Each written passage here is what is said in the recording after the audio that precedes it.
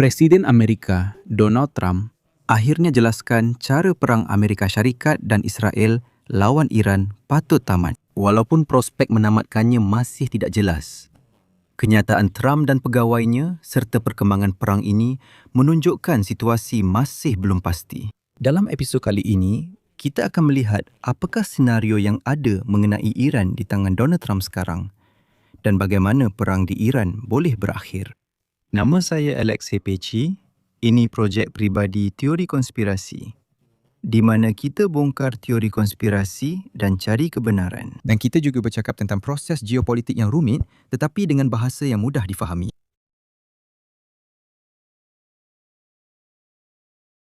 Mari kita mulakan dengan ketidaktentuan Donald Trump tentang perang Iran. Di satu pihak, semua kenyataan Donald Trump yang berbelit-belit dan saling bercanggah itu memang boleh membuat orang marah.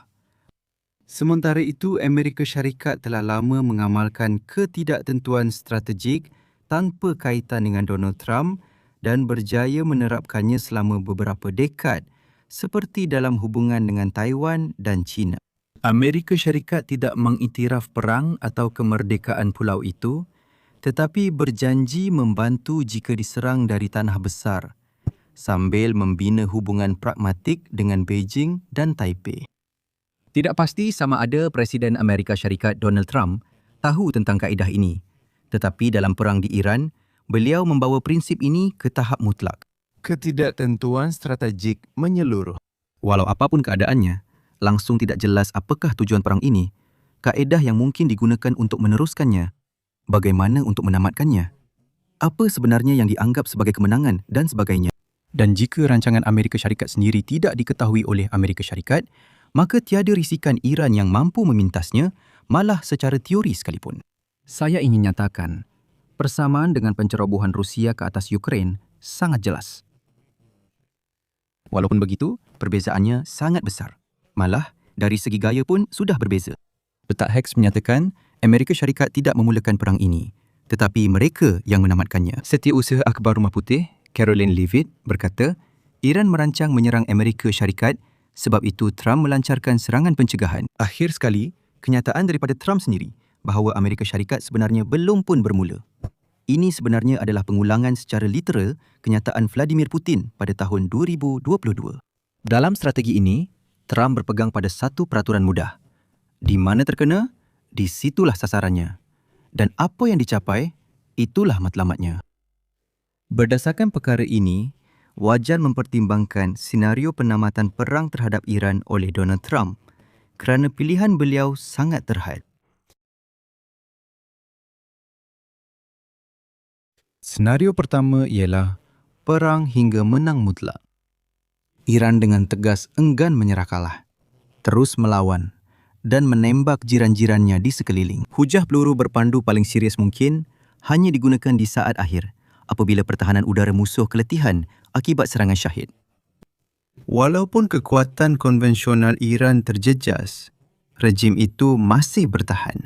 Dalam senario seperti itu, Donald Trump akhirnya memutuskan untuk melancarkan operasi darat, jelasnya, menggunakan sebagai contoh orang Kurdi yang telah lama menderita. Atau Donald Trump boleh minta NATO hantar kontingen tentera pelbagai negara. Semua ini akan berubah menjadi perang yang benar-benar berdarah, yang tiada jalan keluar daripadanya.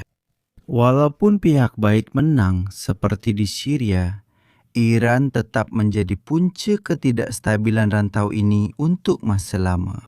Sepanjang proses itu, harga minyak akan melepasi paras siling. Malangnya, dalam senario ini, Rusia membaiki bajet yang sudah bocor ini dan meneruskan perang keletihan terhadap Ukraine selama bertahun-tahun lagi. Seperti yang anda faham, senario seperti itu langsung tidak sesuai untuk kita.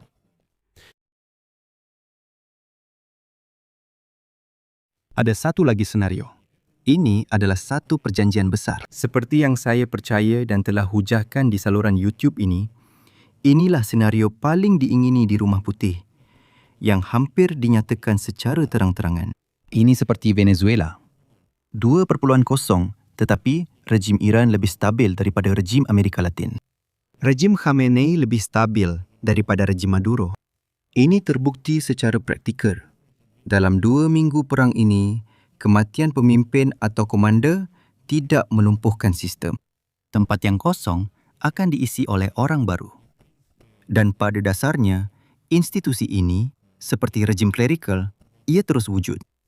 Dalam kes Venezuela, tidak perlu ambil kira faktor seperti kesediaan ramai orang mengorbankan nyawa mereka Demi kedatangan pemimpin agung Imam Al-Mahdi, warisan, permulaan akhir zaman dan lain-lain. Ringkasnya, unsur keagamaan sebenarnya tiada di sana dan mungkin tidak dipertimbangkan oleh Trump serta pasukan geopolitiknya yang diketuai Stephen Witkoff. Mereka anggap unsur keagamaan di sana hanya topeng. Sebaliknya, rejim Iran juga tidaklah begitu kukuh. Jangan terlalu menilainya tinggi. Selepas kematian Ayatollah Ali Khamenei dan anaknya dipilih sebagai pemimpin baru, semua kuasa negara kini de facto di tangan elit tentera KOR, pengawal revolusi Islam. Dan berdasarkan beberapa petunjuk tidak langsung, boleh disimpulkan bahawa puak-puak lain yang lebih sederhana dalam elit Iran tidak begitu gembira dengan perubahan peristiwa seperti itu. Oleh itu, elit-elit lain sebenarnya boleh berunding. Dalam apa jua keadaan, masih ada pembangkang di Iran, seperti golongan reformis dan kuasa politik lebih liberal yang boleh kita cuba runding. Hanya jika mereka dapat mengambil alih kawalan terhadap situasi itu dengan apa-apa cara. Namun setakat ini, kedudukan IRGC kelihatan cukup kukuh dan sukar untuk mengambil alihnya. Bagi Ukraine, perjanjian besar mungkin pilihan terbaik antara semua kemungkinan. Terutama jika Ukraine mempertimbangkan kemasukan rizab minyak besar Iran ke pasaran dunia. Pembukaan semula Selat Hormuz sudah cukup menurunkan harga minyak dunia, memberi kelebihan kepada Ukraine. Jadi, aliran petrodolar ke Moskow akan berkurang. Dan ini berita baik. Dan senario yang paling buruk untuk sekutu-sekutu ialah perang. Boleh dikatakan perang secara outsourcing, saya akan panggilnya begitu. Namun, jujurlah, Donald Trump bukan kali pertama tinggalkan sekutunya begitu saja. Sebenarnya, orang Kurdi Syria boleh bercerita banyak tentang perkara ini. Bukan Kurdi Iraq atau Iran. Mereka boleh beri amaran kepada rakan bahawa Donald Trump mungkin mengkhianati. Dan boleh kita anggap, saya tekankan boleh anggap, bahawa pada satu ketika nanti, kepentingan peribadi Donald Trump dan Amerika Syarikat akan menjadi lebih penting daripada kepentingan dan hubungan Amerika Syarikat dengan Israel dan monarki Teluk Parsi. Pilihan raya Kongres akan berlangsung tidak lama lagi untuk Donald Trump. Jika tinjauan sosiologi cukup meyakinkan untuk Donald Trump dan dia sedar risiko bencana kepada Parti Republikan dalam pilihan raya Kongres, Amerika Syarikat mungkin menarik diri daripada perang ini. Sekali lagi, tiada matlamat diumumkan. Apa tujuan utama perang ini? Ia tidak dinyatakan dengan jelas. Oleh itu, apa sahaja boleh dianggap sebagai matlamat dan kemenangan juga boleh ditakrifkan dengan pelbagai cara. Dengan menyerahkan tanggungjawab perang kepada Israel dan negara Arab Teluk, Trump akan menarik diri dari perang itu. Dengan sokongan maklumat risikan dan peluru berpandu Amerika untuk pertahanan udara. Ngomong-ngomong, untuk Ukraine, sekali lagi, inilah detik yang paling tidak menyenangkan dalam senario ini. Kerana kekurangan peluru berpandu untuk Patriot adalah masalah sebenar. Jika Amerika Syarikat keluar dari perang, tetapi masih bantu pertahanan udara, Ukraine akan terima kurang peluru berpandu. Namun, di sinilah Ukraine akhirnya mendapat kelebihan dan kad yang sebelum ini Donald Trump cuba abaikan. Bantuan ketenteraan praktikal kepada monarki Teluk Parsi boleh digunakan, termasuk penglibatan Amerika. Ini memang hebat. Sekarang negara-negara Teluk Parsi berminat dengan dron pemintas kita.